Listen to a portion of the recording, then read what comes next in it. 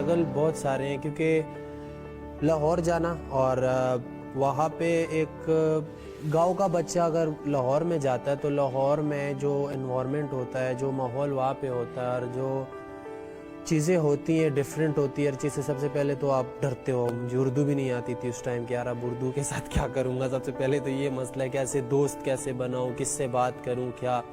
Hostel में होता था और हॉस्टल से मैं जाता था कदाफ़ी स्टेडियम अब्दुल कादिर की अकेडमी में।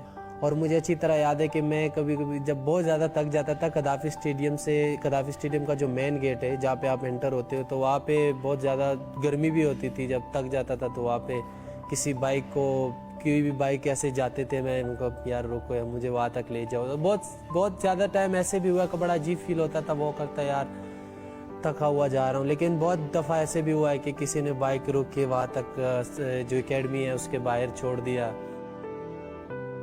अम्मी के साथ बहुत अटैचमेंट थी और मेरे अम्मी ने ही मुझे ये काबिल बनाया कि मैं क्रिकेट खेल सकूं, क्योंकि मेरे अब्बू बहुत सख्ती से मना करते थे क्रिकेट से। ठीक है, वो क्रिकेट को ऐसे समझते थे जैसे क्रिकेट है कोई ऐसे समझो कि हम कोई गुनाह कर रहे हैं कि यार ये क्या टाइम वेस्ट कर रहे हो, पढ़ो ये वो। तो अम्मी से टेप के लिए पैसे मांगते थे कि अब्बू नहीं देते थे।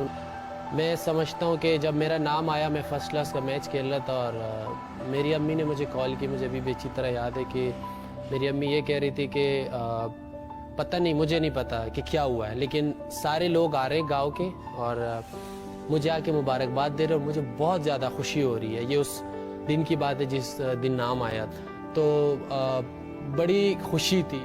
जब मैं फिर टूर के लिए जा रहा था तो जिस रात मेरी डेब्यू थी, टीम मैनेजमेंट वाले आए और मुझे तो पता नहीं था कि मेरी अम्मी का ये वाक़या हुआ है। तो उन्होंने खैर मुझे बताया कि आपकी अम्मी दुनिया से चली गई और खैर उसके बाद तो मुझे बिल्कुल होश ही नहीं था और बिल्कुल समझ नहीं आ रही थी। लेकिन फिर ये कोशिश था कि अभी कम से कम इतना हो कि मैं उनको आखिरी बार तो देख सकूं। लेकिन वो मेरे ख्याल से कि इतना टाइम नहीं था कि मैं जनाजे पे पहुंच सकूं। तो फिर मेरे अब्बू ने कॉल किया कि बेटा देखो, आप जिस मकसद के लिए गए हो, ठीक है, अम्मी और मुझे या जो भी आप कह लो कि सब घर वालों को छोड़ के आप चले गए, तो इसी मकसद के लिए गए हो। अब आप ऐसे करो कि ना जो है ना वो खेलो। और मुझे तो बिल्कुल होश नहीं था।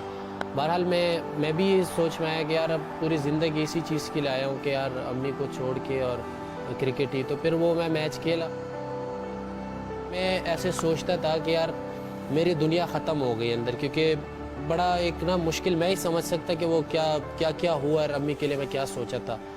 तो वो जो था कि बिल्कुल ही मैं समझता था कि अंदर से अब यार क्रिकेट तो खेल रहा हूँ और मैं बिल्कुल जो है ना ख़त्म हो गया हूँ अंदर से। बिल्कुल ही समझ नहीं आती थी क्या करूँ। टूर करके वापस घर जाओ तो घर का माहौल भी ऐसे होता था, आपको पता है, मीना हो। तो बीच में काफ़ी फिर क्रिकेट खेलते हुए इंजरीज भी आती हैं, काफ़ी चीज़ें होती हैं। इन सारी चीज़ों के साथ फाइटिंग करना तो ये मेरे ख्याल बड़ा एक मुश्किल टाइम होता है। फिर परफॉर्मेंस भी करनी होती है, हर चीज़ करनी होती है, क्योंकि ये तो वही बंदा समझ सकते जिसके साथ ये चल रहा होता हो। आप अगर कोई और कहीं हो, आपको मेरी फीलिंग तो नहीं आप समझ सकते कि इस पे गुजर क्या रहा है इस टाइम।